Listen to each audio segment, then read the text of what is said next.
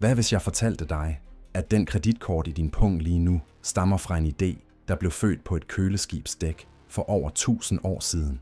At hver gang du vejer dine grøntsager i supermarkedet eller tjekker din bankbalance, gentager du præcis de samme bevægelser, som en vikingehandler gjorde i Hedeby i år 920. Den moderne finansverden praler af sin kompleksitet. Men sandheden er, at vikingerne opfandt finanssystemet længe før Wall Street eller London Stock Exchange eksisterede. Mellem år 800 og 1050 skabte disse nordiske søfarere verdens første virkelig globale pengesystem. De gjorde sølv til den tids euro. De opfandt hacksilver, forudsætningen for moderne elektroniske betalinger. Og de etablerede handelsnetværk, der strakte sig fra Bagdad til Grønland. Dette er ikke historien om krigerhoderne. Dette er historien om finansielle genier, der byggede et imperium på vægt, tillid og det blankpolerede sølvs magt. Lad os være ærlige. Når du tænker på vikinger, tænker du ikke på regnskaber. Du tænker på langskibe, økser og plyndringer. Men det billede er fuldstændig misvisende. For hver vikingerøver med et sværd var der 10 købmænd med vægtsæt. For hver krigsflåde var der 20 handelsskibe fyldt med pelsværk, rav og sølvbarer. Vikingernes virkelige magt lå ikke i deres klingers skarphed. Den lå i deres forståelse af værdi, vægt og valuta. Mellem år 800 og 1050 gennemgik Skandinavien en finansiel revolution. Fra at være et fattigt, landbaseret samfund, hvor man betalte med kvæg og smør, blev vikingerne til international finansverdens pionerer. De skabte standardiserede vægtsystemer, de etablerede mønter, og de byggede handelshuse fra Dublin til Konstantinopel. Det mest fascinerende, denne revolution var drevet af én enkelt ting: arabisk sølv. Islamiske mønter kaldet dirhammer strømmede nordpå gennem Ruslands floder. Dette sølv ændrede alt. Det gav vikingerne købekraft. Det gav dem mobilitet. Det gav dem magt. I de næste 30 minutter tager vi dig med på en rejse gennem vikingernes sølvøkonomi. Du vil lære, hvordan de vejede deres rigdom. Hvordan de klippede mønter i stykker og skabte hacksilver. Hvordan danske konger som Svend Tveskæg og Knud den Store begyndte at præge deres egne mønter. Og hvordan dette system lagde fundamentet for moderne kapitalisme. Dette er historien om, hvordan Norden blev rig, og hvordan den rigdom skabte den verden, vi lever i dag. For at forstå revolutionen må vi først forstå, hvad der kom før. I begyndelsen af 800-tallet var Skandinavien et isoleret, fattigt område. Landbrug var krævende. Somrene var korte, vintrene lange og barske. Jord og kvæg var de eneste rigtige værdier. En mand blev målt på sine køer, sin får, hans evne til at producere smør og klæde. Hvis du skulle købe noget, byttede du en slagteko for et redskab, en kurv æbler for et stykke tøj. Dette system kaldes byttehandel, og det fungerede fint, så længe alle kendte hinanden og handlede lokalt. Men systemet havde et fatalt problem. Hvordan transporterer du en ko på et langskib? Her kommer det interessante. Arkæologen Dagfinn Skræ forklarer det perfekt. I et samfund, hvor forsyningen af fornødenheder var truet, ville en mand, der havde sin flyttelige rigdom i køer, overleve. Men en mand, der havde sin formue investeret i metal, ville dø. Hans metal ville være næsten værdiløst, for hvem ville bytte deres køer, smør eller korn til metal i hungersnød? Sølv var unyttigt derhjemme, men ude i verden var det guld værd. Alt ændrede sig omkring år 800. Vikinger begyndte at sejle østpå, ned ad russiske floder, Volga, Dnepr, Don. De medbragte pelsværk, rav og tralle, levende last fanget under plyndringstogter mod slaviske stammer. Ved handelspladser nord for Sortehavet mødte de arabiske købmænd, og her fik de øje på noget, de aldrig havde set før: dirhammer. Dirhammer var sølvmønter præget i det islamiske kalifat. Byerne Samarkand, Tashkent og Bagdad producerede millioner af dem. Disse mønter havde usædvanligt højt sølvindhold, ofte over 95% rent sølv. De var Europas mest respekterede betalingsmiddel. Middelalderens svar på euroen eller dollaren, og vikingerne blev besat af dem. Ahmad ibn Fadlan, en arabisk gesandt, mødte vikinger ved Volga i 920. Han skrev: "Om halsen bærer de halsringe af guld og sølv. For når manden ejer 10.000 dirhammer, laver han en halsring til sin hustru. Når han har 20.000, laver han 2 halsringe. Og sådan får hustruen en ny halsring for hver 10.000 dirhammer, manden øger sin formue med." Forestil dig det. Sølv var ikke bare penge. Det var status. Det var identitet. Det var synligt bevis på succes. Over 70.000 arabiske dirhammer er fundet alene på Gotland. I Danmark er fundet over 5.000 i ca. 70 skattefund. Terslevskatten nær Ringsted indeholdt 1750 mønter. 1708 af dem arabiske. Denne strøm af sølv ind i Norden mellem år 800 og 950 skabte grundlaget for alt, der kom efter. Men hvorfor var dette sølv så vigtigt? Her er den afgørende forskel. I moderne samfund har penge nominel værdi. En 50-kroner seddel er værd 50 kroner, fordi regeringen siger det. Men i vikingetiden fungerede penge anderledes. Vikingerne brugte et system kaldet bullionøkonomien. I dette system betød møntens vægt alt. Møntens billede, dens oprindelse, dens alder, det var ligegyldigt. Det eneste, der talte, var vægten og sølvindholdet. Forestil dig, du er købmand i Hedeby omkring år 920. Du vil købe en last pelsværk. Sælgeren kræver 20 gram sølv. Du tømmer din pose. Der ligger tyske mønter, arabiske dirhamer, angelsaksiske pennies, nogle sølvbarter, et gammelt smykke. Sælgeren samler det hele op, lægger det på sin foldevægt med blylåd, vejer det nøjagtigt, og hvis det vejer 20 gram, handlen er i orden. Denne metode kaldes hacksilver på engelsk. På dansk kaldte man det bidesølv eller brækket sølv. Købmændene klippede simpelthen større genstande i stykker for at skabe mindre denominationer. En arabisk dirham kunne klippes i 2, 4 eller 8 stykker. En sølvarmring kunne hugges i bidder. Alting blev valuta, så længe det var sølv. Dette system krævede præcision. Vikingerne udviklede standardiseret vægtsæt. Kubokteadrale vægtlodder, de lignede terninger fra Dungeons & Dragons, dukkede op omkring år 860. Sfæriske lodder kom 10 år senere. Disse lodder fulgte islamiske standarder, især Mitkal-systemet, som sikrede, at vægtene var pålidelige fra Bagdad til Birka. Fund fra Kiloran Bay i Skotland viser en fuldt bevaret foldevægt med præcist kalibrerede lodder. Dette var en købmands arbejdsværktøj, hans regnemaskine, hans bankautomat. Lad os kort spole tilbage og se på infrastrukturen. Hvordan kom dette sølv egentlig til Skandinavien? Der var 2 hovedruter. Den østlige rute startede i de islamiske lande. Dirhammer blev transporteret nordpå gennem Volga-regionen, over Kaspiske Hav, gennem khazarernes land og ind i det østlige Baltikum. Herfra spredtes sølvet til Sverige, Danmark, Norge. Handelsbyer som Birka i Sverige og Hedeby i Danmark blev centrale knudepunkter. Den vestlige rute var anderledes. Her handlede det om rov mere end om handel. Vikingerne angreb England og Frankeriget. De krævede danegæld, beskyttelsespenge fra redslagne konger.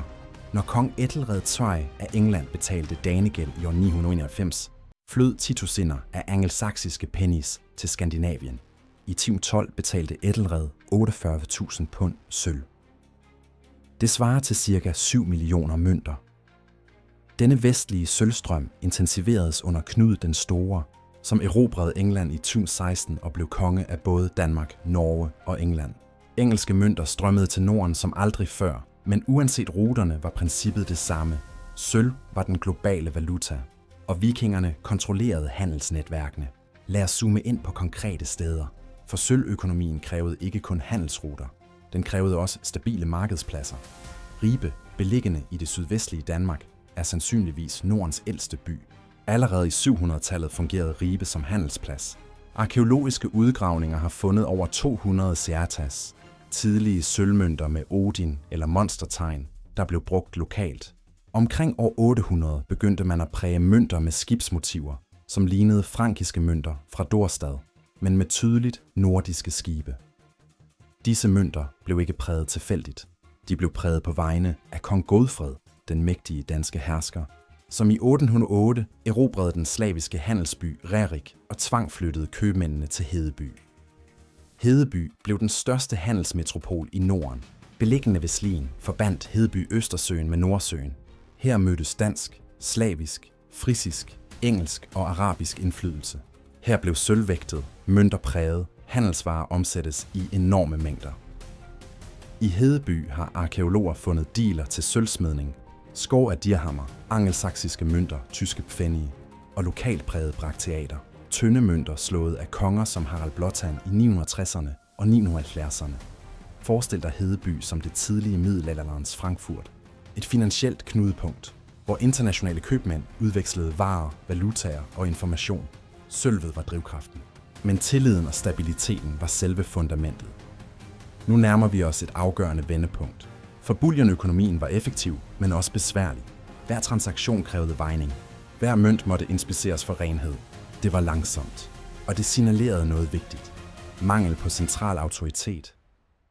I løbet af sent 900-tal og tidligt 1000-tal skete der en fundamental ændring. Skandinaviske konger begyndte at præge deres egne mønter, ikke kun som bullion, men som symboler på magt og legitimitet. Lad os starte med Svend Tveskæg.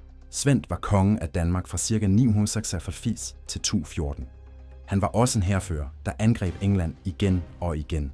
I år 995 tvang han kong Æthelred til at betale danegæld. De engelske mønter, især Æthelreds krukstype fra 990, blev prototypen for de første danske mønter. Svends mønter bærer indskriften Svend Rex ad Dener, Svend, konge over danerne, og Godwin Emman Dener, Godwin, møntmester blandt danerne. Møntmesteren Godwin kom fra England, sandsynligvis Lincoln. Han bragte engelsk ekspertise til Danmark. Disse tidlige mønter blev præget i Ribe, Hedeby, Aalborg og senere Lund. Men de blev ikke nødvendigvis brugt efter nominel værdi. I stedet blev de stadig vejet som en del af bullion-systemet. De repræsenterede ikke en fast værdi, men en officielt sanktioneret vægt. Så kom Knud den Store. Knud var Svends søn, og han var en mand med ambitioner. I 1016 blev han konge af England. I 1019 konge af Danmark. I 1028 konge af Norge. Hans nordatlantiske imperium var det mægtigste i Europa. Knud forstod, at magt kræver monetær kontrol. Han overførte det engelske møntsystem til Danmark. Møntmestere fra England etablerede professionelle prægesteder i Lund, der blev Skandinaviens vigtigste møntby. Knud indførte 3 hovedtyper: quatrefoil, pointed helmet og short cross. Hver type havde kristne symboler: kors, Guds lam, Guds hånd, som understregede, at Danmark nu var et kristent rige. En af Knuds mønter er utrolig interessant. På forsiden ser du en konge med en spids hjelm, pointed helmet. Det er ikke et tilfældigt design. Det er Knud selv. Møntbilledet er ikke abstrakt. Det forestiller vikingekongen på samme måde som billedsten fra Gotland og benskulpturer fra Sigtuna viser spidse vikingeobjekter. Dette var propaganda. Dette var branding. Dette var moderne marketing i oldtidens format, men stadig var der modstand. I Norge og Sverige havde mønter sværere ved at slå igennem. Olaf Skøtkonung af Sverige begyndte at præge mønter omkring år 995. Men da Sverige faldt tilbage til hedendom i 1030'erne, forsvandt møntproduktionen næsten helt. I Norge tog det til Harald Hardraade i 1047 at etablere en varig national valuta. Danmark var derimod mere succesfuld. Lunds prægesteder producerede tusindvis af mønter. Brakteater fra Hedeby cirkulerede helt til Polen og Rusland. Danmark var blevet Nordens finansielle leder, men vent et øjeblik. Hvordan kunne dette system fungere uden en central myndighed? Hvordan kunne en dansk købmand handle med en arabisk købmand, hvis de ikke engang brugte de samme vægtenheder? Svaret er fascinerende. De brugte faktisk ikke de samme vægtenheder, men de fandt ud af at koordinere. Forskere har identificeret flere overlappende vægtsystemer. Der var den østlige standard, baseret på den russiske grivna, et halskædemål på ca. 50 gram, som selv var afledt af arabiske dirhammer. Der var den vestlige standard, baseret på karoliniske denarer. 3 denarer svarede til ca. 51 gram. Der var den skandinaviske standard, baseret på øre eller ejrier, som også lå omkring 50 gram. Det interessante er, at disse systemer konvergerede. Grivnaen var ca. 50 gram, ejrier var ca. 50 gram. Det var ikke tilfældigt. Det var et bevidst forsøg på at synkronisere handelen. Når 2 købmænd mødtes, en fra Danmark, en fra Bagdad, vejede de simpelthen sølvet 2 gange, hver gang med deres eget vægtlådssæt. Ja, det var besværligt. Men det fungerede, og begge parter accepterede små afvigelser på måske 1 gram eller 2. Det afgørende var tilliden. Hvis begge parter stolede på hinanden, og hvis sølvet havde høj renhed, kunne handlen foregå glat. Dette princip, gensidig tillid, standardiserede redskaber, fleksibel koordinering, ligner utroligt meget moderne finansielle systemer. Tænk på SWIFT-systemet, der koordinerer internationale bankoverførsler, eller Forex-markedet, hvor valutaer veksles på basis af realtidskurser. Vikingerne gjorde det samme, bare med foldevægte, i stedet for computere. Men hvad sker der, når valutaen forsvinder? Omkring midten af 900-tallet begyndte tilstrømningen af arabiske dirhammer at falde. Flere årsager lå bag. Politisk ustabilitet i det abbasidiske kalifat. Ændringer i handelsruter. Nye sølvkilder i Europa, især fra Harzbjergene i Tyskland, som producerede tyske pfennige. For vikingerne var dette en katastrofe. Deres økonomi var blevet dybt afhængig af østligt sølv. Når sølvstrømmen stoppede, opstod der krise. I 960'erne angreb vikinger i desperation khazarerne og andre mellemmænd i Østeuropa, som traditionelt havde leveret sølv fra kalifatet. Uroen spredte sig til Skandinavien. I 995 udbrød der borgerkrig i Sverige. Kong Olofs bror Erik kæmpede mod nevøen Styrbjørn om tronen. Styrbjørn blev støttet af den danske konge Harald Blåtand. Ifølge historikerne frygtede svenskerne, at Harald ville støvsuge deres land for sølv og andre rigdomme. Denne sølvkrise illustrerer noget fundamentalt. Økonomisk afhængighed skaber politisk sårbarhed. Når en økonomi er baseret på én valuta, og den valuta forsvinder, kollapser systemet. Men vikingerne tilpassede sig. I stedet for arabisk sølv begyndte de at importere vesteuropæiske mønter. Tyske pfennige, engelske pennies og lokalt prægede mønter erstattede dirhamer. Omkring år 1000 var transitionen næsten komplet. Øst var blevet vest. Vi har talt om økonomi, handelsveje, vægtsystemer. Men sølvet havde også en dybere betydning. Det handlede om identitet, om status, om magt. I det tidlige vikingesamfund var rigdom bundet til jord og slægt. Du arvede din fars gård. Du fik dit kvæg gennem ægteskab eller arv. Der var strenge regler for, hvem der ejede hvad. Mobilitet var begrænset, men sølv ændrede spillet. Sølv kunne erhverves uafhængigt. En ung mand uden arv kunne tage på togt, tjene sølv som lejesoldat eller købmand og vende hjem som velhaver. Sølv kunne opdeles ved skilsmisse eller død på en måde, som jord aldrig kunne. Sølv gav frihed. Historikeren Guy Halsall kalder de nye vikingeliter for violent chancers, voldige lykkesøgere. De greb forladt land, værdifulde ressourcer som tjære, pelsværk og jern til våben. De byggede konkurrerende høvdingedømmer, som blev forsvaret gennem en krigerkultur baseret på overdådig forbrug, handel og vold. Sølvarmringe blev symboler på loyalitet. Ifølge de islandske sagaer belønnede skandinaviske herskere og krigsherrer deres mænds troskab med sølvarmringe. Disse smykker var så kulturelt vigtige, at mænd blev bedt om at sværge ed på deres armringe. Men armringene var også praktiske. De kunne klippes i stykker og bruges som haksilver. Arkæologiske fund viser, at armringe ofte blev skåret i bidder for at betale for varer og tjenester. Det var bogstaveligt talt bærbar formue. Sølv gjorde det muligt for nouveau riche, de nye rige, at erhverve status uden at eje land. De kunne ikke nødvendigvis købe jord med sølv, men det gav dem prestige. Det muliggjorde transaktioner på tværs af grænser. Det skabte en ny, dynamisk mobilklasse. Der er endnu et vigtigt element: religion. I slutningen af vikingetiden konverterede Skandinavien gradvist til kristendommen. Denne overgang havde enorme konsekvenser for møntsystemet. I det kristne Europa var prægningsmyndighed tæt forbundet med kristendommen. At udsende mønter var et kongeligt privilegium, og det signalerede, at kongen var del af den kristne verden. Angelsakserne havde taget denne praksis til sig efter deres konvertering.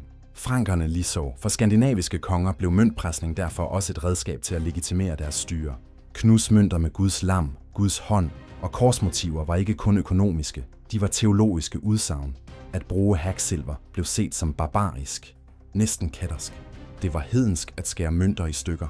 Det var kristent at respektere mønter som helhedslige objekter. Selvfølgelig var praksis mere nuanceret. Mange kristne købmænd klippede stadig mønter. Men retorikken var klar. Mønter var civilisationens tegn. Haksilver var kaos. Dette skift afspejler en dybere transformation. Vikingerne gik fra at være uafhængige handelsnetværk til at blive integreret i Europas kristne kongedømmer. Deres valuta blev ikke kun et økonomisk værktøj, men et politisk våben. Hvorfor ved vi så meget om vikingernes sølvøkonomi?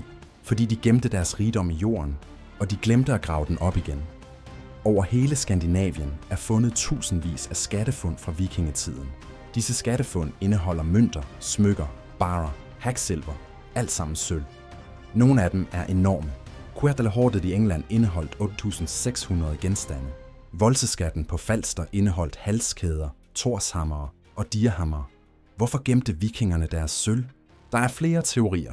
Nogle skatte var sandsynligvis offeraffald, votive gaver til guderne. Andre blev gemt under krigstid for at beskytte formuen mod plyndrere. Nogle blev måske begravet af købmænd, der døde, før de kunne hente skatten igen. Uanset årsagen har disse skattefund givet os et utroligt indblik i økonomihistorien. De viser sammensætningen af sølvet. Hvor meget var arabisk? Hvor meget vesteuropæisk? Hvor meget lokalt præget? De viser, hvordan sølvet blev opdelt. Hvor mange mønter var klippet i halvdele, i fjerdedele. De viser endda, hvordan lådighedens niveau ændredes over tid, når sølvproducenterne begyndte at tilføje kopper for at strække sølvet. For forskere er disse skattefund tidskapsel. De fryser et øjeblik i historien. De fortæller ikke kun om økonomi, men om samfund, religion, krig og forandring. Vikingetiden slutter traditionelt omkring år 250, men sølvøkonomien fortsatte. Hvad skete der? Efter 1050 kunne Danmark ikke længere opretholde sin magt over England. Sølvstrømmen fra Danegeld forsvandt.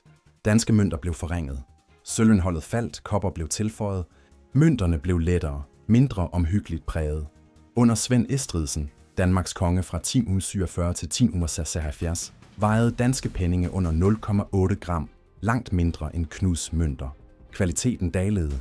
Samtidig konsoliderede centraliserede kongedømmer deres magt. Harald Hen, Svends søn, gennemførte en møntreform omkring 1075, som forbød udenlandske mønters cirkulation. Nu skulle kun danske mønter bruges i Danmark. Det var slutningen på den globale bullionøkonomi, men systemet døde ikke. Det transformeredes. Købstæder voksede. Lund, Roskilde, Ribe, Odense blev handelsbyer med markeder, håndværkere og møntmestre. Middelalderens monetære økonomi erstattede vikingetidens bullionsystem, men fundamentet var lagt. Standardiserede vægte, internationale handelsnetværk, mønter som statssymboler, tillid som økonomisk fundament. Alt dette kom fra vikingerne. De skabte det. Lad os spole frem til i dag. Hvad kan vi lære af vikingernes sølvøkonomi? Først og fremmest, værdisystemer er menneskeskabte. Dirhammer havde værdi, fordi mennesker var enige om, at de havde værdi. Det samme gælder moderne penge. Din bankkonto, dine aktier, din kryptovaluta, de har kun værdi, fordi vi kollektivt tror på dem.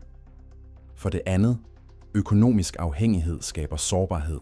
Da arabisk sølv forsvandt, kollapsede vikingernes første økonomiske system. I dag ser vi det samme.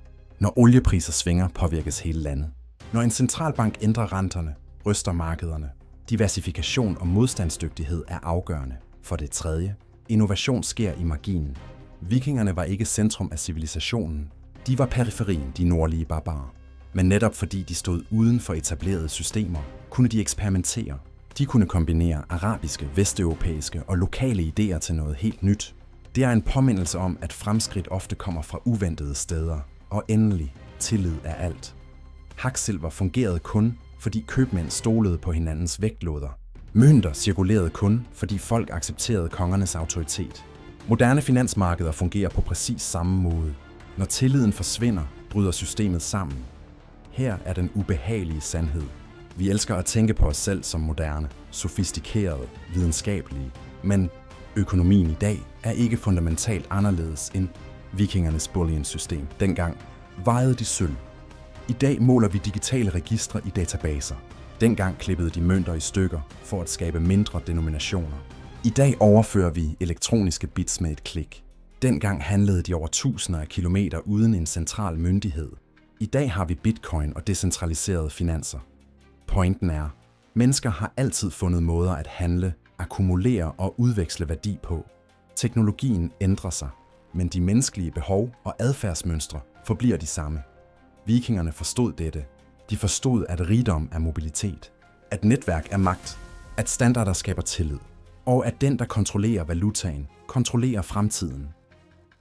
Når du næste gang bruger dit kreditkort, tænk på en vikingehandler i Hedeby, der vejer sølvstykker på sin foldevægt.